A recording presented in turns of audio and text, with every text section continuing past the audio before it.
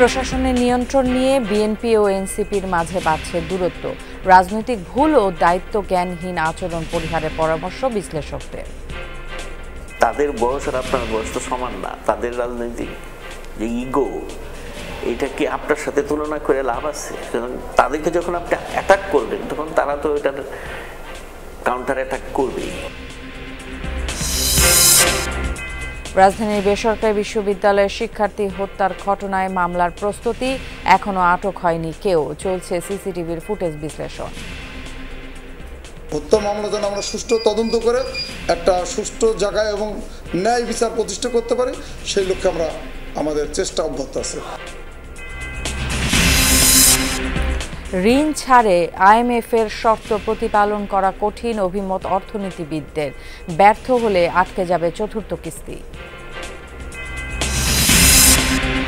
ভবেশচন্দ্র হত্যার ঘটনায় ভারতের দাবি প্রত্যাখ্যান বাংলাদেশের। দিনাজপুরে তদন্ত শুরু। সাম্প্রদায়িক নয়, ধারের টাকা নিয়ে দ্বন্দ্বের জেরে ঘটনা। টাকা নিলে কি মানুষ মারা যায়? যায় না তো। টাকা পেলে অবশ্যই এসে বাজেয়াপ্ত করবে। আমরা সবাই মিলে এসেছি পরিবারটিকে দেখতে যে আসলে কি অবস্থা তাদের এবং তারা কোনো ভয়ভীতির মধ্যে আছে কিনা। নরসিংদীতে এনআইডি ও জন্ম নিবন্ধন সনদ জালিয়াতি। টাকা দিলে 7 দিনই বানিয়ে দিচ্ছে অসাধু চক্র। জড়িত ইউনিয়ন পরিষদের কম্পিউটার অপারেটররা। করার জন্য এখানে কাগজপত্র রেডি করে তারপর পাঠাইছি নগর দোকান থেকে। নিবন্ধনের জন্য 2,500 টাকা দিতে হবে। এরপরে আইডি কার্ডের জন্য দিব 8,000 টাকা। Христос воскресе! Христос воскресе! Христос воскресе! বিশ্বজুড়ে ধর্মীয় ভাব গাম্ভীর্যের মধ্যে দিয়ে পালিত হচ্ছে স্টার সানডে। যিশুর পুনরুত্থান দিবসে হিংসা, বিদ্বেষ, সহিংসতা দূরীভূত হওয়ার প্রার্থনা।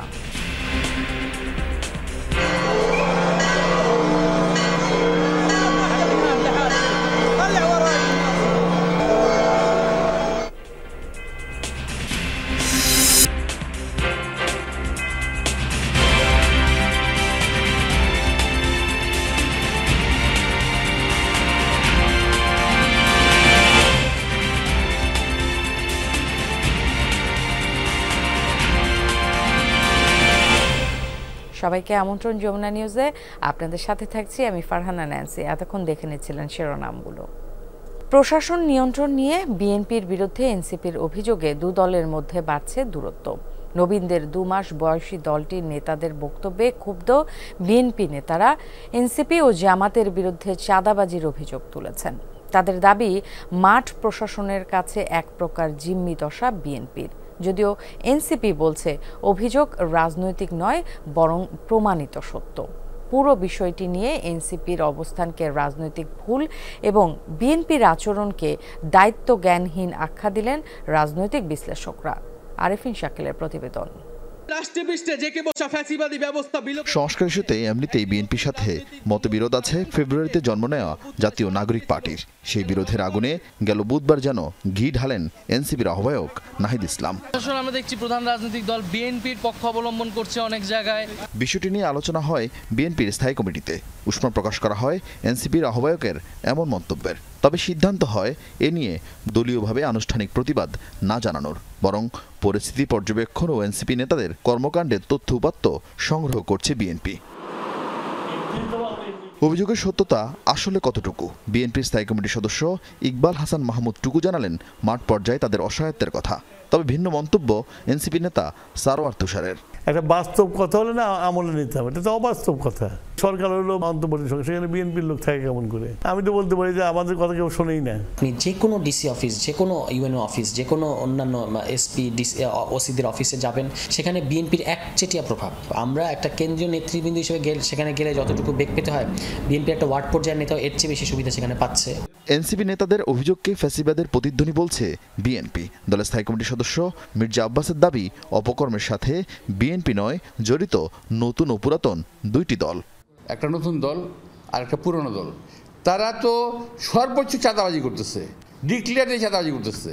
তারা বলতেছে যে আমাদের টাকার উৎস থেকে আসে, এটা বলা যাবে না। হোয়াট ডাজ ইট মিন? এই সমস্ত কথা তো আমরা বুঝি, আমরা তো আর এখনো পর্যন্ত ফিডার তো খাই না। তো এখন চাঁদাবাজি করতেছে সবাই, নাম বলতেছে বিএনপির। ইম্পসিবল, বিএনপি এখন চাঁদাবাজি করে না। রাজনীতিতে এমন কাদা ছড়াছড়ির ঘটনা নতুন নয়। এমনকি মাঠ প্রশাসন নিয়ন্ত্রণ থেকে চাঁদাবাজির ঘটনার বেশিরভাগই সত্য। তবে বিএনপির মতো বড় রাজনৈতিক দলকে এখনই প্রতিপক্ষ বানিয়ে ফেলা এনসিপি নেতাদের দূরদর্শী সিদ্ধান্ত নয় বলে মত এই রাজনীতি বিশ্লেষকের। বললেন, এতে বরং সংঘাত বাড়বে, অস্থিরতা তৈরি হবে প্রশাসনে। তাদের বয়স আর আপনার বয়স তো সমান না। তাদের রাজনৈতিক যে ইগো, এটা কি আপনার সাথে তুলনা করে লাভ আছে? তাদেরকে যখন আপনি অ্যাটাক করবেন তখন তারা তো এটার কাউন্টার অ্যাটাক করবেই, এবং ঘটছেও তাই। এটা তো খুব একটা রাজনৈতিক দলের নেতৃত্বের জন্য খুব বিবেচনা প্রসূত কাজ না। ঐক্য ধরে রাখতে প্রকাশ্যে অভিযোগ না করে অপকর্মের বিরুদ্ধে প্রধান উপদেষ্টার কাছে রাজনৈতিক দলগুলোকে লিখিত অভিযোগ দেওয়ার পরামর্শ দিলেন রাজনীতি বিজ্ঞানের এই শিক্ষক। এনসিপি খুব বেশি অ্যাম্বিশাস বক্তব্য রাখছে। আরিফিন শাকিল, যমুনা নিউজ, ঢাকা। প্রধানমন্ত্রীর একক কর্তৃত্ব নয়, মন্ত্রী পরিষদের সিদ্ধান্তে সরকার পরিচালনা চায় এনসিপি। জাতীয় ঐকমত্য কমিশনের সাথে বৈঠকে দলটির পরামর্শ, এক ব্যক্তি যেন দুবারের বেশি রাষ্ট্রপতি ও প্রধানমন্ত্রী হতে না পারেন। সংবিধানে আদৌ কোনো মূলনীতি থাকার দরকার আছে কিনা তা নিয়েও প্রশ্ন তুলেছে দলটি। কোনো দল বা গোষ্ঠীর স্বার্থে যদি সংস্কার আটকে যায় তাহলে জনগণকে নিয়ে আবারও রাজপথে নামার হুঁশিয়ারি দেন এনসিপির আহ্বায়ক নাহিদ ইসলাম। শনিবার দিনব্যাপী জাতীয় ঐকমত্য কমিশনের সঙ্গে সংসদ ভবনের এলডি হলে এনসিপির বৈঠক। সংস্কার কমিশনগুলোর 166টি সুপারিশের উপর মতামত জানায় তারা। প্রধানমন্ত্রীর ক্ষমতার ভারসাম্য, দ্বিকক্ষ বিশিষ্ট সংসদ, সংরক্ষিত নারী আসন, অর্থ বিল এবং সরকারের প্রতি অনাস্থা বাদে অন্যান্য বিষয়ে সংবিধানের 70 অনুচ্ছেদ সংস্কারের ব্যাপক জোর দেয় দলটি। সকাল 10:30টায় শুরু হয়ে বিকেল 4:45টায় মুলতবি হয় বৈঠক। এনসিপি আহ্বায়ক নাহিদ ইসলাম বলেন, নতুন করে অনেকগুলো বিষয়ে একমত হয়েছেন তারা। দলটি চায় প্রধানমন্ত্রী শাসিত নয়, সরকার হবে মন্ত্রী পরিষদ শাসিত। দুইবারের বেশি প্রধানমন্ত্রী হতে পারবে না, টার্ম লিমিট থাকবে 2 বার সর্বোচ্চ। রাষ্ট্রপতি এবং প্রধানমন্ত্রী উভয়ের ক্ষেত্রেই যিনি একবার প্রধানমন্ত্রী হয়েছেন তিনি রাষ্ট্রপতি হতে পারবেন না পরবর্তীতে। আমরা প্রধানমন্ত্রী শাসিত সরকার নয়, বরং মন্ত্রী পরিষদ শাসিত যে সরকার সেটার প্রস্তাবনা দিয়েছি। সংবিধানের মূলনীতি নিয়েও প্রশ্ন এনসিপির। তাদের মতে এতে করে রাজনৈতিক দলগুলো নিজেদের ইচ্ছে চাপিয়ে দিত, তাই মূলনীতি বাতিল চায় তারা। আমরা সংবিধানে রিপাবলিকের কথা বলছি, আমরা গণতান্ত্রিক রাষ্ট্রের কথা বলছি, আমরা মৌলিক অধিকারগুলোর কথা বলছি, যার মাধ্যমে রাষ্ট্রের জনগণের অধিকার কিভাবে নিশ্চিত হবে, কিভাবে একটা অন্তর্ভুক্তিমূলক রাষ্ট্র হবে। এর বাইরে আবার মূলনীতির প্রয়োজন আছে কিনা, কারণ মূলনীতির যেই বাংলাদেশের সিলসিলা আমরা দেখেছি সেটা আসলে খুব সুখকর অভিজ্ঞতা আমাদের জন্য হয়নি। এনসিপি নেতারা বলেন, কোনো দল বা গোষ্ঠীর স্বার্থে যদি সংস্কার আটকে যায় তাহলে জনগণ আবারও রাস্তায় নামবে। জনগণের আকাঙ্ক্ষা, গণঅভ্যুত্থানের আকাঙ্ক্ষা, সেটা থেকে যদি আমরা সরে যাই বা কেউ কোনো গোষ্ঠী সরে যায় তাহলে জনগণ যে আবার রাস্তায় নামবে না তার কিন্তু কোনো নিশ্চয়তা নেই। স্বাধীন কমিশনের মাধ্যমে সংসদীয় আসনের সীমানা নির্ধারণের প্রস্তাবও করেছে এনসিপি।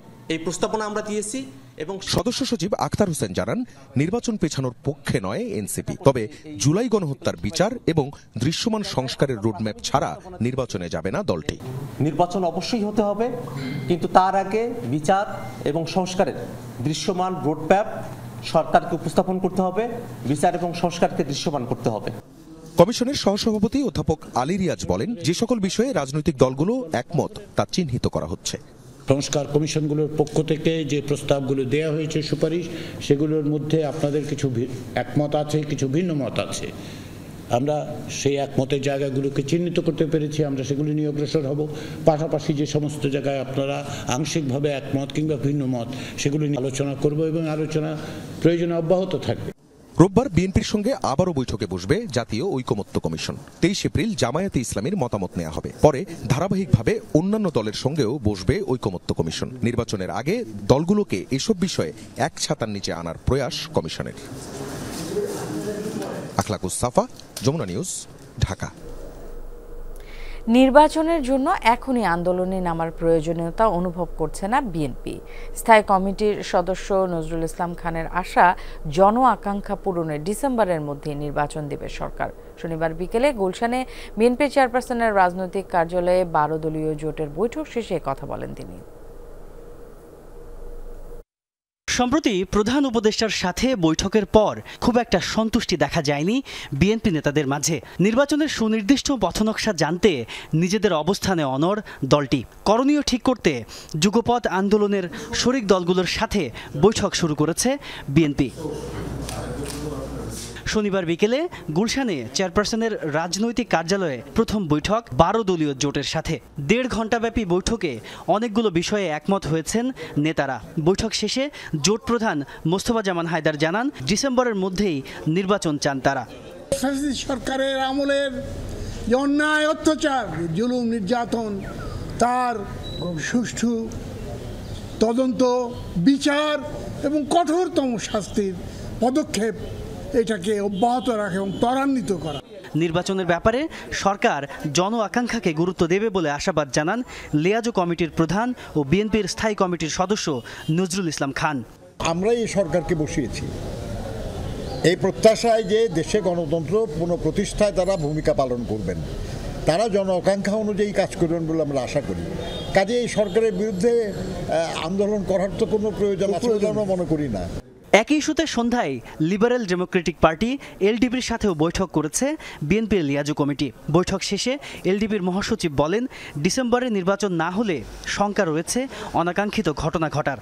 দেশের মানুষের চাহিদা অনুযায়ী ডিসেম্বরের মধ্যে নির্বাচনটা সম্পন্ন করেন, আর না হয় যে দেশে যে কোনো রকমের একটা পরিস্থিতির সূচনা হতে পারে, অন্যরকম কোনো পরিস্থিতির সৃষ্টি হোক বা এই নির্বাচনকে কেন্দ্র করে দেশে আবার একটা বিশৃঙ্খলার সৃষ্টি হোক, সেটা আমরা চাই না।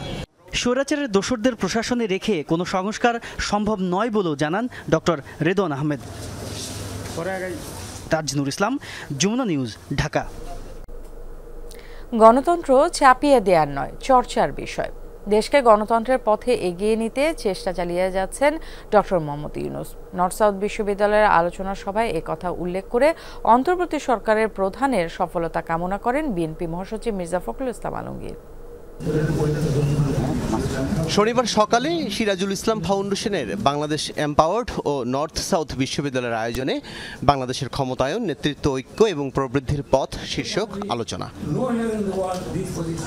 দেশের শাসন ব্যবস্থা, নেতৃত্ব, গণতন্ত্র বিষয়ে মত তুলে ধরেন উপদেষ্টা, রাজনৈতিক সচিব সহ বিশিষ্ট ব্যক্তিরা। বাংলাদেশের ভবিষ্যৎ গণতন্ত্র নিয়ে কথা বলেন বিএনপি মহাসচিব মির্জা ফখরুল ইসলাম আলমগীর। জানান, যুক্তরাষ্ট্র, চীনের প্রেসিডেন্ট কিংবা ভারতের প্রধানমন্ত্রী বাংলাদেশের জন্য কিছু করে দিয়ে যাবেন না। দেশ এগিয়ে নিতে যা করার নিজেদেরই করতে হবে। আমি প্রফেসর ইউনূস সাহেবকে ধন্যবাদ জানাতে চাই যে তিনি দায়িত্ব নিয়েছেন। আমার বিশ্বাসও আছে যে তিনি সফল হবেন। আসুন আমরা সবাই মিলে তাকে সাহায্য করে, আমরা নিজেদেরকে সাহায্য করে আমরা সঙ্গে। তবে একটা কথা খুব জোর দিয়ে বলতে চাই, গণতন্ত্রের কোনো বিকল্প নেই এবং গণতন্ত্রকে চাপিয়ে দেওয়া যায় না। ইট ক্যানট বি ইম্পোজড। ভিডিও বার্তায় বাংলাদেশের রাজনৈতিক ও অর্থনৈতিক বাস্তবতা তুলে ধরেন অর্থ উপদেষ্টা ডক্টর সালেহ উদ্দিন আহমেদ। বক্তব্যে পররাষ্ট্র সচিব জসিমউদ্দিন বলেন, দেশের ভাবমূর্তি ক্ষুণ্ণের অপচেষ্টা মোকাবেলা করতে পররাষ্ট্র মন্ত্রণালয়কে ভিন্ন অভিজ্ঞতার মধ্য দিয়ে যেতে হচ্ছে। আলোচনার দ্বিতীয় সেশনে সামাজিক রূপান্তরের রাজনীতি বিষয়ে আলোচক 11 বক্তা। রাজনৈতিক বাস্তবতায় প্রান্তিক মানুষের অন্তর্ভুক্তিমূলক উন্নয়ন নিয়ে কথা বলেন পিপিআরসির চেয়ারম্যান হোসেন জিল্লুর রহমান। জানান, পুলিশ ও স্থানীয় প্রশাসনে ক্ষমতার ভারসাম্য আনা দরকার। তৃণমূলের মানুষ তারা কিন্তু ক্ষমতা বুঝে ওই প্রায়োগিক জগতের জানালা দিয়ে, কারণ ওইখানেই তাদের ক্ষমতার সাথে ইন্টারাকশনটা হয়। ওই প্রায়োগিক জগতের জানালাগুলোকে আমাদের ঢেলে সাজাতে হবে। পরিবেশ ও জলবায়ু উপদেষ্টা সৈয়দা রিজওয়ানা হাসান পরিবেশ জলবায়ু ভারসাম্য বিষয়ে যুবদের আরও সচেতন হওয়ার আহ্বান জানান। ডেভেলপমেন্টের ভিশনটা হবে সিঙ্গাপুর, আর সব ময়লাগুলো রাস্তায় ফালাবেন আর সিঙ্গাপুর হবে, এটাও কিন্তু হবে না। হ্যাঁ, সিঙ্গাপুরের লোকের শাসক যখন আইন প্রয়োগ করে তখন ওই প্রজারা শাসকের কথা শুনে ওটা মেনে নেয়, আর আমাদের এখানে অভিযান করতে গেলে উল্টা মার খেয়ে ফেরত আসা লাগে। আলোচনায় বক্তব্য রাখেন আমার বাংলাদেশ এবি পার্টির সাধারণ সম্পাদক ব্যারিস্টার আসাদুজ্জামান ফুয়াদ, অধ্যাপক ডক্টর দিলারা চৌধুরী সহ অন্যান্যরা। আল আমিন হক অহন, যমুনা নিউজ, ঢাকা। রাজধানীর বেসরকারি প্রাইম এশিয়া বিশ্ববিদ্যালয়ের জাহিদুল ইসলাম পারভেজ নামের এক শিক্ষার্থীকে ছুরিকাঘাতে হত্যার অভিযোগ উঠেছে একই বিশ্ববিদ্যালয়ের শিক্ষার্থীর বিরুদ্ধে। এ ঘটনায় মামলা দায়েরের প্রস্তুতি চলছে বলে জানিয়েছে পুলিশ। হত্যার ঘটনায় এখন পর্যন্ত কাউকে আটক করা হয়নি। জাহিদুল ইসলাম পারভেজ, বাড়ি ময়মনসিংহ জেলার ভালুকা উপজেলার বিরুনিয়া ইউনিয়নে। প্রবাসী জসিমউদ্দিনের ছেলে পারভেজ প্রাইম এশিয়া বিশ্ববিদ্যালয়ের টেক্সটাইল ইঞ্জিনিয়ারিং ডিপার্টমেন্টের 223 ব্যাচের শিক্ষার্থী। জানা যায় শনিবার বিকালে পাশের ইউনিভার্সিটি অফ স্কলার্সের 2 শিক্ষার্থীকে নিয়ে হাসাহাসির জেরে প্রাইম এশিয়ার ইংরেজি বিভাগের শিক্ষার্থীদের সাথে পারভেজের বাকবিতণ্ডা হয়। পরবর্তীতে 2 পক্ষকে মীমাংসাও করা হয় বলে জানায় বিশ্ববিদ্যালয় কর্তৃপক্ষ। ইংলিশ, ল এবং বিবিএ ডিপার্টমেন্টের 3 জন স্টুডেন্ট ছিল, আর ভিকটিম হয়েছে টেক্সটাইল স্টুডেন্টে। ওই 3 জন স্টুডেন্টে আসলে মানে হয়তো কিছু বহিরাগত হয়তো সহায়তা নিয়ে এই ইনসিডেন্টটা ঘটেছে। যেটা সর্বোচ্চ সাপোর্ট ইউনিভার্সিটি থেকে দেওয়া দরকার সেটা আমরা দেব, যেন এটা সুষ্ঠু তদন্ত হয় এবং আমরা যে সুষ্ঠু যে রেজাল্টটা সেটা যেন আমরা পাই। মীমাংসার পর ক্যাম্পাস থেকে বের হলে পারভেজকে 30 থেকে 40 জন ঘিরে ধরে। ধারালো অস্ত্র দিয়ে আঘাত করা হলে গুরুতর আহত অবস্থায় পারভেজকে কুর্বিটলা জেনারেল হাসপাতালে নিয়ে গেলে চিকিৎসক তাকে মৃত ঘোষণা করেন। যে আঘাতটা আমি দেখছি বুকের মাঝে, যে আঘাতটা করছি, আমার মনে হইতেছে যে হ্যাঁ মনে হয় যে এটা ট্রেনিং ভক্ত একটা লোক। এটা যদি আপনারা শাস্তি যদি অপরাধীকে না দেন তাহলে আপনাদেরও হয়তো একদিন ভাই ছোট ভাই যাবেই। এখন পর্যন্ত কেউ আটক না হলেও পুলিশ জানিয়েছে মামলার কার্যক্রম ও তদন্ত চলছে। সিসি ক্যামেরার ফুটেজ বিশ্লেষণের মাধ্যমে চিহ্নিত করা হচ্ছে হামলাকারীদের।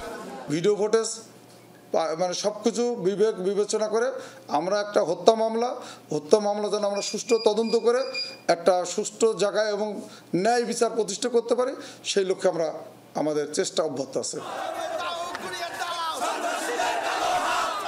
এদিকে পারভেজকে ছাত্র দলের কর্মী দাবি করে তার হত্যার বিচারের দাবিতে বনানীতে বিক্ষোভ মিছিল করে ছাত্র দলের বেসরকারি বিশ্ববিদ্যালয় ইউনিট। সোভান নিয়াজ তুষার, যিনি যুগ্ম আহ্বায়ক বৈষম্য বিরোধী ছাত্র আন্দোলন বনানী থানা, এবং এই হত্যাকাণ্ডের সাথে আরেক সন্ত্রাসী যুক্ত ছিলেন যিনি হৃদয় মিয়াজি, যুগ্ম আহ্বায়ক বৈষম্য বিরোধী আন্দোলন বনানী থানা। বৈষম্য বিরোধী ছাত্র আন্দোলন নামধারী বেশ কিছু নেতাকর্মী তারা সন্ধ্যার পরে এই ওসির রুমে গিয়ে তারা মিটিং করে কার নামে মামলা হবে না হবে এই ধরনের সিদ্ধান্ত তারা দেওয়ার জন্য, চাপিয়ে দেওয়ার জন্য তারা গিয়েছে। বিক্ষোভ মিছিল হয়েছে ঢাকা বিশ্ববিদ্যালয়েও। হত্যাকারীদের সর্বোচ্চ সাজার দাবিতে বিভিন্ন সড়ক প্রদক্ষিণ করে মিছিলটি। Shawkat Manzur Shanto, Jamuna news, Dhaka. Prime Asia বিশ্ববিদ্যালয়ের শিক্ষার্থী হত্যার ঘটনায় বৈষম্য বিরোধী ছাত্র আন্দোলনের 2 সদস্যকে দায়ী করেছে ছাত্রদল। এমন ঘৃণ্য মিথ্যাচারের তীব্র নিন্দা জানিয়েছে বৈষম্য বিরোধী ছাত্র আন্দোলন। রোববার ভোরে সংগঠনটি ভেরিফাইড ফেসবুক পেজ থেকে এ বিষয়ে পোস্ট করা হয়। অভিযোগ, কোনো প্রমাণ ছাড়াই সংগঠনের সোভান নিয়াজ তুষার এবং হৃদয় মিয়াজির নাম জড়িয়ে ফেসবুকে মব ট্রায়াল চালানো হচ্ছে। এতে তাদের নিরাপত্তা ব্যাঘাত ঘটছে। দাবি করা হয় সিসিটিভি ফুটেজ, প্রত্যক্ষদর্শী এবং প্রত্যক্ষদর্শীদের বরাতেও তাদের সম্পৃক্ততার প্রমাণ পাওয়া যায়নি। এতে মূল হত্যাকারীরা আলোচনার বাইরে থেকে যাচ্ছে। গোয়েন্দা বাহিনীকে বিষয়টি খতিয়ে দেখার অনুরোধ জানায় বৈষম্য বিরোধী ছাত্র আন্দোলন। ঋণের কিস্তি ছাড়ে কঠিন শর্ত দিয়েছে আন্তর্জাতিক মুদ্রা তহবিল IMF। স্বল্প সময়ে অভ্যন্তরীণ আয় বৃদ্ধিতে তৈরি হয়েছে বেশি চাপ। একই সাথে কমিয়ে আনতে হবে ভর্তুকি। শর্ত প্রতিপালনে ব্যর্থ হলে আটকে যাবে চতুর্থ কিস্তির অর্থ ছাড়। প্রশ্ন হচ্ছে, চাপ সামাল দিতে কতটা প্রস্তুত সরকার? বিশ্লেষকরা বলছেন, IMF এর সব শর্ত প্রতিপালন করা কঠিন। অর্থনীতির দুর্বল অবস্থায় IMF এর অবস্থান পরিবর্তন দরকার। কিস্তির অর্থ ছাড় করার আগে সংস্কার পদক্ষেপ দেখতে এ মাসেই ঢাকায় আসে IMF মিশন। NBR, অর্থ মন্ত্রণালয় সহ কয়েকটি দপ্তরে গিয়ে অগ্রগতি পর্যবেক্ষণ করে প্রতিনিধি দল। তবে অভ্যন্তরীণ আয় বৃদ্ধিতে আশানুরূপ ফল না মেলায় ঋণদাতা এই সংস্থার মধ্যে তৈরি হয়েছে অস্বস্তি। ঋণের শর্ত অনুযায়ী চলতি অর্থ বছরের শেষ 3 মাসে 2 লাখ কোটি টাকার বেশি রাজস্ব আদায় করতে হবে। একই সঙ্গে আগামী অর্থ বছরে আদায় করতে হবে বাড়তি 57,000 কোটি টাকার বেশি রাজস্ব। প্রশ্ন হচ্ছে, IMF এর এই চাওয়া কি বাস্তবসম্মত? এক্সচেঞ্জ রেটের ক্ষেত্রে আমি বলবো যে আইএমএফ যেই পরামর্শটা দিচ্ছে সেটা গ্রহণ করা উচিত, কিন্তু রেভিনিউ আর বিদ্যুতের এই যে জ্বালানির ভর্তুকির ক্ষেত্রে আইএমএফ এর অবস্থানটা আমার মনে হয় পরিবর্তন দরকার। সেখানে নেগোসিয়েশন, কারণ সেটা বাস্তবতার সাথে মিলে না। বাংলাদেশের সঙ্গে 470 কোটি ডলারের ঋণ কার্যক্রম চলমান রেখেছে IMF। এরই মধ্যে ছাড় হয়েছে 3টি কিস্তির অর্থ। তবে বাকি অর্থ ছাড় করতে দফায় দফায় দেয়া হচ্ছে শর্ত। তাদের পরামর্শে অর্থ বছরের মাঝপথে এসে ঢালাও শুল্ক বাড়ায় অন্তর্বর্তী সরকার। এই মুহূর্তে যদি আমরা এই ধরনের উদ্যোগ নেই যে অতিরিক্ত করের বোঝা চাপাই জনগণের উপরে, তাহলে সেক্ষেত্রে মূল্যস্ফীতি আরও বাড়তে পারে। তো যদি মূল্যস্ফীতি বাড়ে তাহলে এই যে অর্থনীতির বিশৃঙ্খলা তৈরি হবে, তো সেইটার দায়ভারটা কে নেবে? সেটা কি IMF নেবে? তো এরকম করে তাদেরকে বোঝাতে হবে এবং এই বুঝিয়েই তাদেরকে ঋণের জন্য রাজি করতে হবে। বলা হচ্ছে ভর্তুকি পুরোপুরি তুলে নেওয়া সম্ভব না। উন্নত দেশগুলোতেও জনগণের স্বার্থে ভর্তুকি চালু রেখেছে।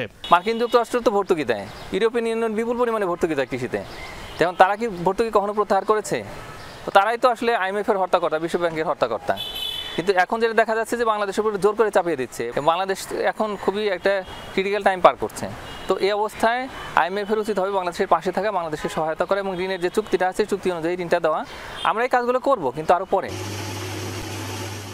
বৈদেশিক মুদ্রার মজুদ বা রিজার্ভ স্বস্তিদায়ক হয় ঋণের অর্থ ছাড় নিয়ে চিন্তিত নয় সরকার। তবে এই ঋণ ছাড়ের উপর নির্ভর করছে অন্য সংস্থাগুলো থেকে ঋণ প্রাপ্তি। রিমন রহমান, যমুনা নিউজ, ঢাকা। ধর্মীয় পরিচয় নির্বিশেষে সব নাগরিকের অধিকার রক্ষা করে বাংলাদেশ সরকার। দিনাজপুরের ভবেশ চন্দ্র রায়ের হত্যার ঘটনায় ভারত সরকারের তোলা দাবিকে ভিত্তিহীন আখ্যা দিয়ে প্রত্যাখ্যান করেছেন প্রধান উপদেষ্টার প্রেস সচিব শফিকুল আলম।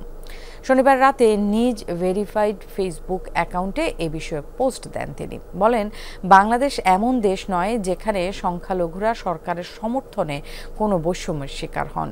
আরও জানান, ভবেশের ময়নাতদন্ত রিপোর্টে শরীরে কোনো দৃশ্যমান আঘাতের চিহ্ন পাওয়া যায়নি। তবুও মৃত্যুর কারণ নিশ্চিত করতে ভিসেরা বিশ্লেষণের নির্দেশ দেওয়া হয়েছে। এরপরই উপযুক্ত পদক্ষেপ নেওয়া হবে বলেও জানান তিনি। এই ঘটনাটি নিয়ে বিভ্রান্তিকর ও উস্কানিমূলক মন্তব্য করা থেকে বিরত থাকার আহ্বান জানান তিনি। দিনাজপুরে কৃষক ভবেশ চন্দ্র রায়কে পিটিয়ে হত্যার অভিযোগের ঘটনায় তদন্ত শুরু হয়েছে। এখন পর্যন্ত কোনো মামলা হয়নি। শনিবার বিকেলে বিরলের বাসুদেবপুর গ্রামে নিহতের বাড়ি পরিদর্শন করেন উপজেলা নির্বাহী কর্মকর্তা ইশতিয়াক আহমেদ। নিহতের স্বজনরা জানায়, বৃহস্পতিবার বিকেলে পার্শ্ববর্তী এলাকার রতন, আতিক, মুন্না সহ কয়েকজন যুবক বাড়ি থেকে ভবেশকে ডেকে নিয়ে যায়। রাতে ভবেশের মোবাইল থেকে তার ছেলেকে জানানো হয় অসুস্থ হয়ে পড়েছে সে। ফুলবাড়ি হাট থেকে আনতে বলা হয় তাকে। এ সময় পরিবারের লোকজন সেখানে ছুটে গেলে ভবেশকে অচেতন অবস্থায় দেখে তারা। দিনাজপুর মেডিকেল কলেজ হাসপাতালে নিয়ে গেলে কর্তব্যরত চিকিৎসক ভবেশকে মৃত ঘোষণা করেন। নিহত স্বজনদের দাবি, ধারের টাকা নিয়ে দ্বন্দ্বের জেরে হত্যাকাণ্ড। টাকা নিলে কি মানুষ মারা যায়? যায় না তো। টাকা পেলে অবশ্যই এসে বাজে আবদার করবে আমি বলে, বৌদি আমি টাকাটা থাকবো না, টাকাটা মোক ব্যাগ দাও। অবশ্যই আমরা চেষ্টা করবো, মা এটা করবি না কি? আমার বাড়ি এলাকা কইমা বলে বাড়ি এলাকা তোমরা মারাও, এটা তো কখনো চাইবে না, চাইবে? তাহলে এটা আমরা কিভাবে কাজটা করি? আমরা সবাই মিলে এসেছি পরিবারটিকে দেখতে যে আসলে কি অবস্থা তাদের, এবং তারা কোনো ভয়ভীতির মধ্যে আছে কি না, বা এলাকার লোকজন যারা আছে এনারাও ভয়ভীতির মধ্যে আছে কি না। ওনাদের ভয়ের কোনো কারণ নেই। ওনাদের ইনসিকিউরিটিতে থাকার ব্যাপারে মানে যেন একটুকু ইনসিকিউরিটি যেন না থাকে, ওনারা এটা যেন না ফিল করে, এই ফিলটা দেওয়ার জন্য আমার এখানে উপস্থিত। মাত্র ৩,০০০ টাকায় করা যাচ্ছে জন্ম নিবন্ধন, ৭,০০০ টাকায় মিলছে ভোটার আইডি কার্ড। টাকা পরিশোধের ১ সপ্তাহের মধ্যেই হাতে চলে আসছে সনদ কিংবা এনআইডি। এমনটাই ঘটছে নরসিংদীতে। পুরো বিষয় নিয়ে নিয়ন্ত্রণ করেন জাকির হোসেন নামে একজন স্টুডিও মালিক। চক্রের সাথে জড়িত প্রত্যেকটি ইউনিয়ন পরিষদের কম্পিউটার অপারেটর। নাকের ডগায় নাগরিক সনদ নিয়ে জালিয়াতি চললেও কিছুই জানেন না দাবি ঊর্ধ্বতন কর্মকর্তাদের। নরসিংদী জেলা নির্বাচন কর্মকর্তার কার্যালয়ে ভোটার আইডি কার্ড করতে এসেছেন বাদোয়ারচর এলাকার আশরাফুল ইসলাম। প্রয়োজনীয় কাগজপত্র জমা দিতেই ধরা পড়ে অসঙ্গতি। তার জন্ম নিবন্ধন মনোহরদী উপজেলার খিদিরপুর ইউনিয়নের, কিন্তু এমনটা হলো কিভাবে? আম্মু এক জায়গায় দিছে করার জন্য ওইখান থেকে কাগজপত্র রেডি করে তারপর পাঠাইছি। আরশিনগর দোকান থেকে চিহ্ন পরিচিত লোক জাকির ভাইয়ের কাছে দিছি, উনি বলতে পারবে শিওর। শহরের আরশিনগরে জান্নাত স্টুডিওর মালিক জাকির হোসেনের কাছে যায় টিম যমুনা। পরিচয় গোপন করে জানতে চায় ঠিক কোন কোন সনদ তৈরি করে দিতে পারেন জাকির। নিবন্ধনের জন্য 2,500 টাকা দিতে হবে, এরপরে আইডি কার্ডের জন্য দিব 8,000 টাকা, 10,500 টাকা। যেটা লাগে তাইবো, যেটা তো করুন যায় আর কি। আমরা দিব নরসিংদী জেলার ভিতরে যে কটাই বরাত তাদের মনোদি গেলা বা গলা যেতে পারি আমরা আনাই দিব। ইন্ডিয়া দিবি সমস্যা নেই। হ্যাঁ কিছু দিয়ে মনে করে কিছু নাই, আগে লেখা। জন্ম নিবন্ধন করতে জাকিরকে 3,000 টাকা দিই আমরা। 7 দিন পর হাতে আসে সেই নিবন্ধন, যা রেজিস্ট্রেশন হয়েছে শিবপুর উপজেলার দুলালপুর ইউনিয়ন থেকে। সনদটি আসল কিনা তা যাচাই করতে গেলে কম্পিউটার অপারেটরের উপর দায় চাপিয়ে দেন ইউনিয়ন পরিষদের প্রশাসনিক কর্মকর্তা আলামিন। একই বক্তব্য ইউপি চেয়ারম্যানেরও। এটাই আসলে কাজটা আমাদের হিসাব সহকারী করে। ইয়াটা হয়েছে আপনার, আমি তো বদলিয়ে কিছুদিন আগে আসছি, সহকারী হলো পাসওয়ার্ডটা ওনার কাছে আছে আর কি, তো উনি এটা সংরক্ষণে রাখে। কাজটা মূলত সচিব করার কথা, তো সচিব সহকারী অপারেটরকে এটা কাজ করতে দিচ্ছে। আর সচিবের নামে পাসওয়ার্ড থাকে, আমার নামে পাসওয়ার্ড থাকে, তো দুইটা পাসওয়ার্ডই সেবা দেওয়ার স্বার্থে এটা দিতে হয় যে জন্ম নিবন্ধন করে। কিন্তু সে যে এরকম এখানে ঝামেলায় বা সে যে এই কাজটা করছে, এটা তো আসলে আমি বিষয়টা অবগত না। ইউনিয়ন পরিষদের কম্পিউটার অপারেটরের কাছে জানতে চাই ভুয়া তথ্য দিয়ে জন্ম নিবন্ধন তৈরি করা হলো কিভাবে। প্রশ্ন শুনে বিষয়টি ম্যানেজ করার চেষ্টা করেন অভিযুক্ত অপারেটর। এই যে মোহাম্মদ ইউনুস, এটা তো আপনার এখানে আসে নাই, এটা তো নরসিংদী শহরের একটি দোকান থেকে করা হয়েছে, তো এটা কিভাবে আপনি অনুমোদন দিয়েছেন? না, ওনার নানির বাড়ি হয়েছে আপনার শিমুলিয়াতে, ঠিক আছে? নানি বাড়ি হচ্ছে শিমুলিয়াতে, ওনার নানি বাড়ির লোক জানাইছে, আমার কাছে ডকুমেন্টস জমা দিয়েছে, আমরা করাই দিয়েছি এখানে। গিয়েছেন আপনি নানি বাড়ি অথবা? না, ওনার আমার পরিচিত আর কি, ওনারা ডকুমেন্টস নিয়ে আসছে ওনার নানি বাড়ি এখানে, এই জন্য আমরা এখান থেকে ডকুমেন্টস করাই দিয়েছি। আবারও আরশিনগরের সেই জান্নাত স্টুডিওতে টিম যমুনা জাকির হোসেনের কাছ থেকে জানতে চাই চক্রের বাকিদের সম্পর্কে। কার মাধ্যমে করতেছেন? এই বিষয়টা জানে বললি, হ্যাঁ এলে জানে, এলে করতে দিছি। এ ব্যাপারে আমার আমার পেশাও না নেশাও নাই। ভুয়া সনদ তৈরির চক্রের বিষয়টি নিয়ে বিস্ময় প্রকাশ করলেন স্বয়ং ইউনো। তথ্যের অসঙ্গতি এবং একই ব্যক্তির একাধিক জন্ম নিবন্ধনের কারণে নানা জটিলতার কথা জানালেন নির্বাচন কর্মকর্তা। এর আগে আমার কাছে আসলে এরকম কোনো অভিযোগ আসেনি।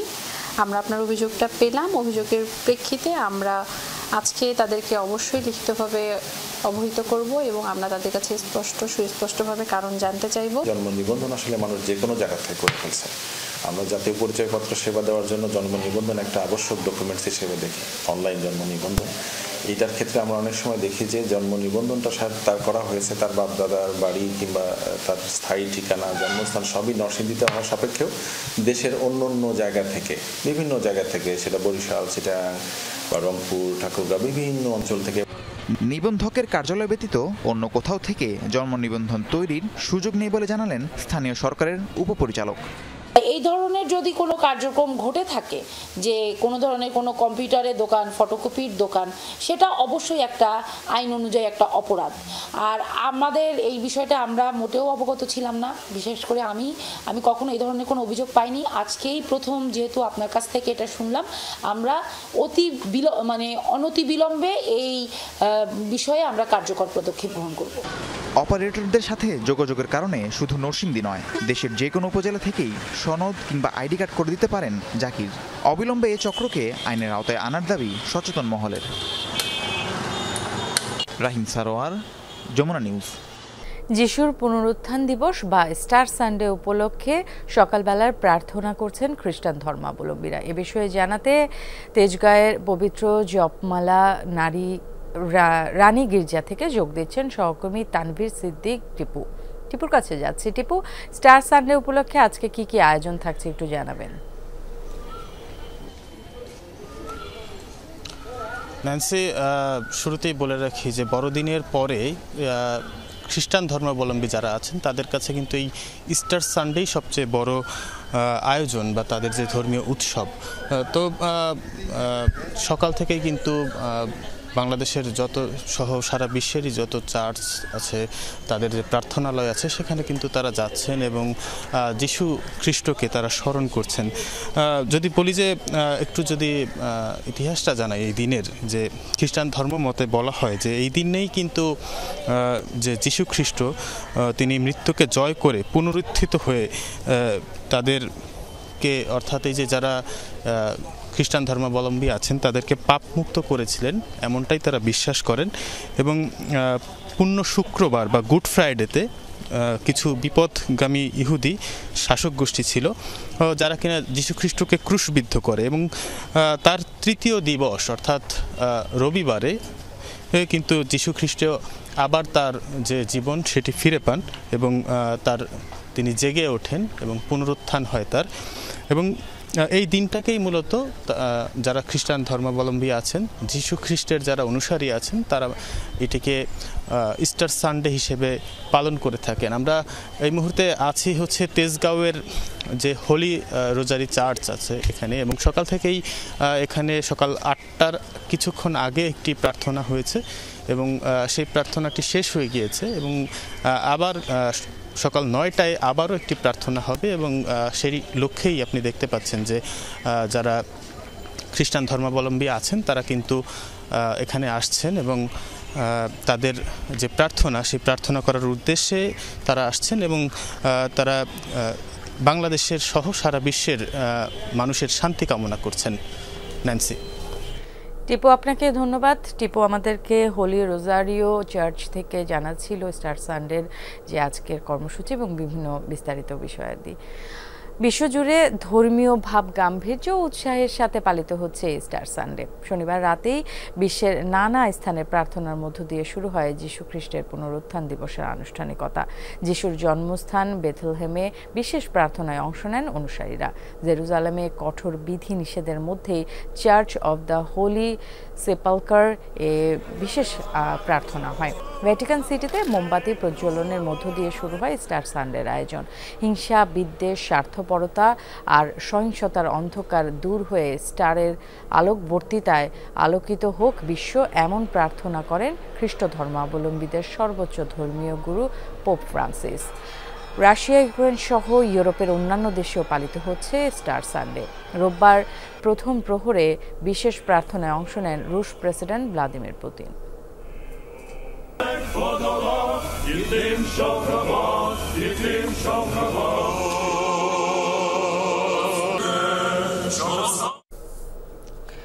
ইসরায়েলের বিরুদ্ধে লড়াই বন্ধে $100 কোটি প্রস্তাব পেয়েও ফিরিয়ে দিয়েছে হামাস নেতারা। ফিলিস্তিনের স্বাধীনতার প্রশ্নে আপোষ করতে নারাজ। ইসরায়েলি গণমাধ্যম ওয়াইনেট নিউজের প্রতিবেদনে বলা হয়, লড়াই বন্ধে হামাসকে $200 কোটি প্রস্তাব দেওয়া হয়। বিনিময়ে অস্ত্র জমা দিয়ে উপত্যকা থেকে সরতে হবে। তবে অঢেল সম্পদ আর বিলাসী জীবনের নিশ্চয়তা উপেক্ষা করে ইসরায়েলের বিরুদ্ধে লড়াই চালিয়ে যাওয়ার কথা জানান হামাস নেতারা। মাতৃভূমি অথবা মৃত্যু, বহুল আলোচিত প্রবাদের যেন জলজ্যান্ত উদাহরণ ইয়াহিয়া সিনওয়ার। দখলদারিত্ব থেকে পবিত্র ভূমি ফিলিস্তিনের স্বাধীনতার জন্য ইসরায়েলি সামরিক বাহিনীর সাথে লড়াই করতে করতেই মৃত্যুকে বরণ করেন হামাসের এই সাবেক প্রধান। সিনাওয়ারের মতোই ইসরায়েলের সাথে লড়াইয়ে জীবন দিয়েছেন ইসমাইল হানিয়া, মোহাম্মদ দেইফের মতো হামাসের 16 শীর্ষ নেতা। সীমিত সক্ষমতা নিয়েই জীবনের শেষ মুহূর্ত পর্যন্ত লড়াই চালিয়ে গেছেন শীর্ষ সামরিক শক্তি ইসরায়েলের সাথে। ফলাফল, সর্বাধুনিক সমরাস্ত্র দিয়ে গাজা ধ্বংস করে দিলেও দমানো যায়নি হামাসকে। এবার হামাসের এই নেতাদের নিয়েই চাঞ্চল্যকর তথ্য দিল ইসরায়েলি গণমাধ্যম ওয়াইনেট নিউজ। কাতার ভিত্তিক পত্রিকা আল আরাবি আল জাদিদের বরাত দিয়ে ওয়াইনেট নিউজ বলছে, ইসরায়েলের সাথে আপোষ করতে কোটি কোটি ডলারের প্রস্তাব দেওয়া হয় হামাসকে, তবে তাতে রাজি হননি হামাস নেতারা। প্রতিবেদনে বলা হয়, যুক্তরাষ্ট্রের তরফ থেকে হামাসকে $200 কোটি দেওয়ার প্রস্তাব দেওয়া হয়। বলা হয়, বিনিময়ে গাজায় চলমান সশস্ত্র লড়াই বন্ধ করবে হামাস, সমর্পণ করবে সব ধরনের অস্ত্র। পরিবারের স্বজনদের নিয়ে বিদেশে যাওয়ার সুযোগও দেওয়া হবে হামাস নেতাদের।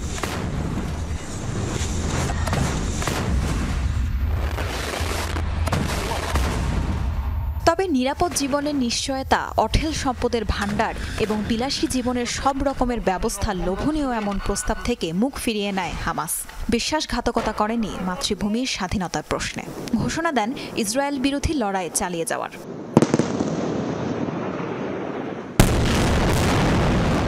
বিভিন্ন সূত্র বলছে এই প্রস্তাব রাখা হয় হামাসের সামরিক শাখা কাশেম ব্রিগেডের কমান্ডার ও শীর্ষ নেতাদের সামনে, যার মাঝে আছেন হামাস নেতা ইয়াহিয়া সিনাওয়ারের ভাই মোহাম্মদ সিনাওয়ার, মোহাম্মদ শাবানে এবং গাজা সিটি ব্রিগেডের কমান্ডার আল হাদ্দাদ।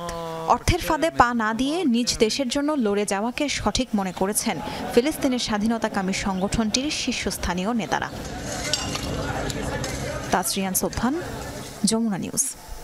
চট্টগ্রামে অরক্ষিত খাল, নালা, নর্দমা যেন মৃত্যুকূপ। নিরাপত্তা বেষ্টনী না থাকায় জলাবদ্ধতার সময় ঘটছে একের পর এক দুর্ঘটনা।